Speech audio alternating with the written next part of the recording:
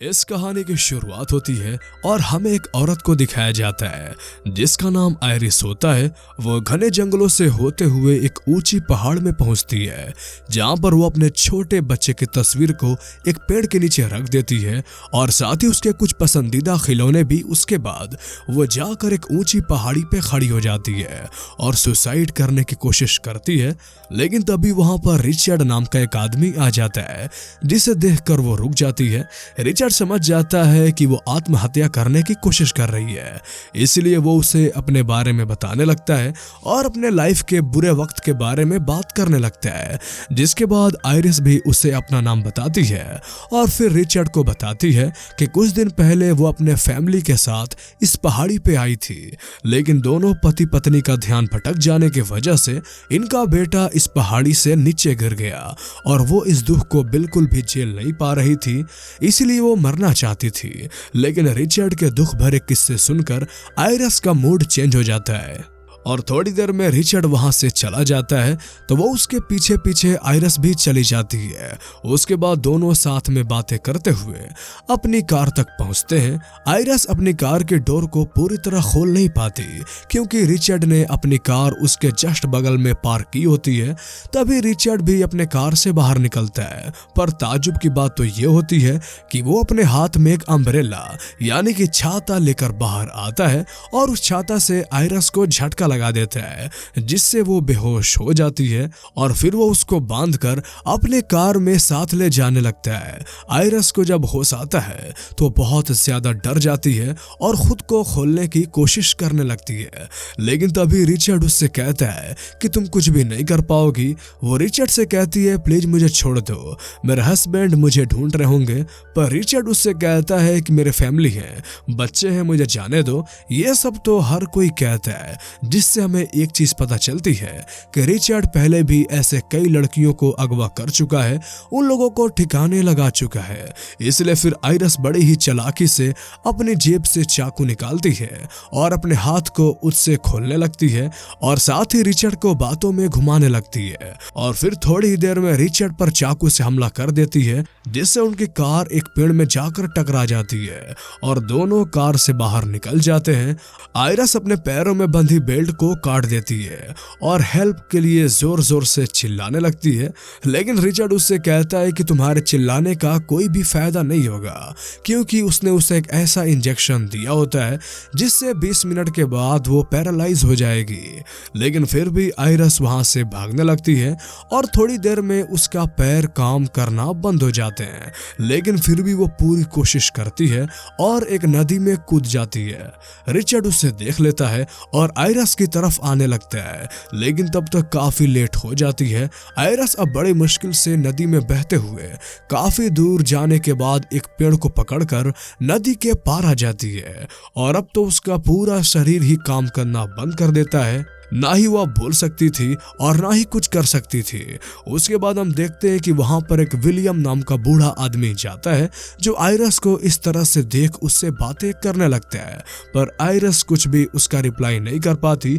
वो समझ जाता है कि इस लेडी के साथ कुछ गड़बड़ है। वो उसे इशारों में बातें करने लगता है, जिस पर आयरिस अपने आंखें झपकाते हुए उसे इशारे में बात करती है। जिसके बाद बूढ़ा आदमी आयरिस को एक ट्रॉली में रखकर अपने साथ अपने घर ले जाता है।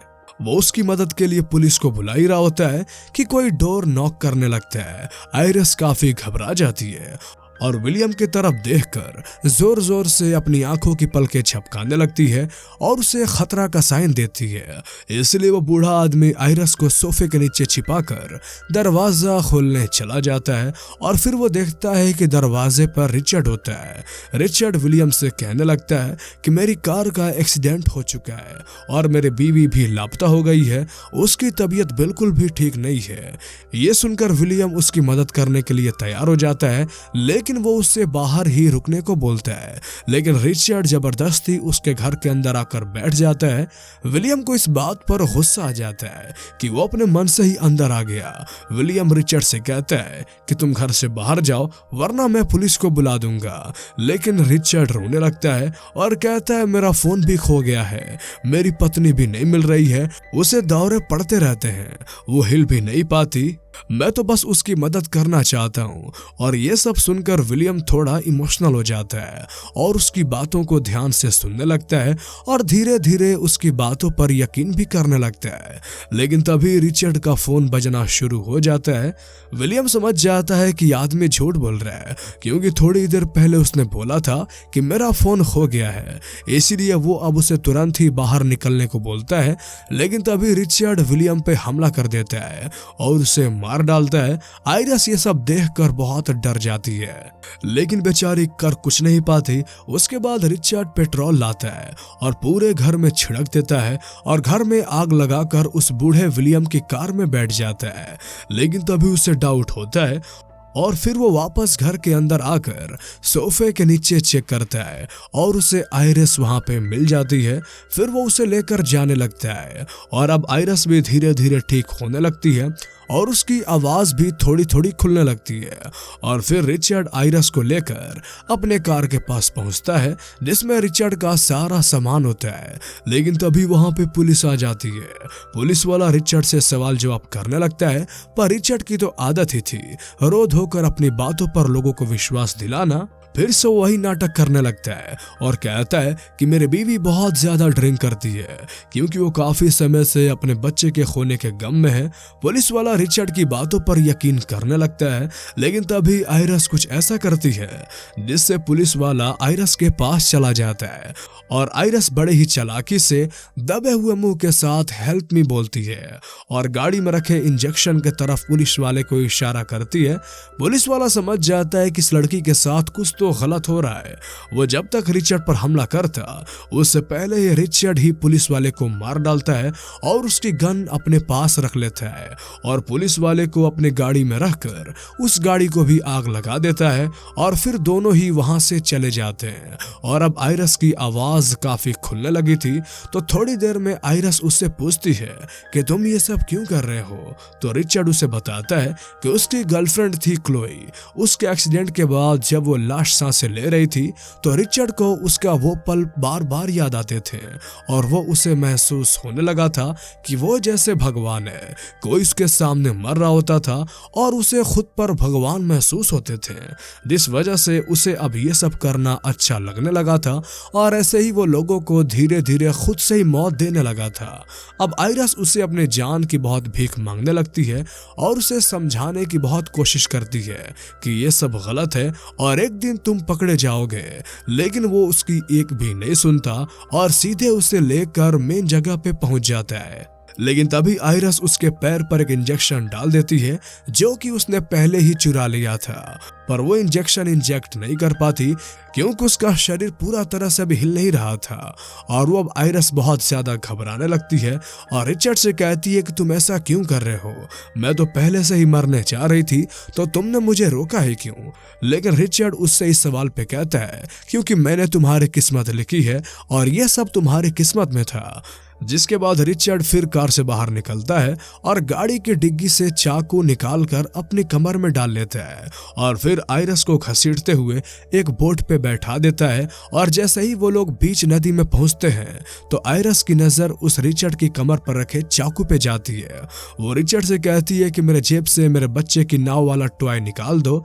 रिचर्ड को पहले थोड़ा शक तो होता है, लेकिन आयरिस को रोता देख उसे थोड़ा दया आ जाती है और वो उसकी जेब से टॉय निकालने लगता है और इतने में ही आयरिस उसके कमर से चाकू निकालकर उसके जबड़े में चाकू घोंप देती है। रिचर्ड तड़पता हुआ अपने कमर से गन निकालता है, लेकिन आयरिस बोट को डिसबैलेंस करने लगती है, जिससे रिचर्ड नदी में गिर जाता है और उसकी गन बोट में ही गिर जाती है। फिर आयरिस खुद को घसीटते हुए गन को उठा लेती है और इतने में ही रिचर्ड वापस से बोट में चढ़ने लगता है और आयरिस उसे गोली मार डालती है, जिससे रिचर्ड तो नदी में गिर जाता है पर कुछ गोली बोट पर भी लग जाती है, जिसके बाद बोट पानी से भरने लगता है और आयरिस डूबने लगती है। लेकिन उसका शरीर लगभग हिल हो चुका था, इसलिए वो तैर कर नदी के पार आ जाती है। तभी वो थोड़ा दूर पे देखती है कि रिचर्ड गोली लगने के बाद भी नदी के पार आ गया है, इसलिए वो उसके पास जाती है और उसे थैंक यू बोलती है और थैंक यू बोलने की रीजन ये होती है क्योंकि उसके वजह से वो उसकी लाइफ की हर एक पल की वैल्यू समझ पाई थी और फिर वो उसे ऐसे ही तड़पता हुआ छोड़कर वहां से चली जाती है। और इसी के साथ हमारी ये कहानी यहीं पे ख़त्म हो जाती है। तो कैसी लगी आपको ये मूवीज़ एक्सप्लेनेशन हमें कमेंट करके ज़रूर बताएं। और अगर आप इस तरह के और भी वीडियोस देखना चाहते हैं तो हमारे चैनल को सब्सक्राइब कर लें।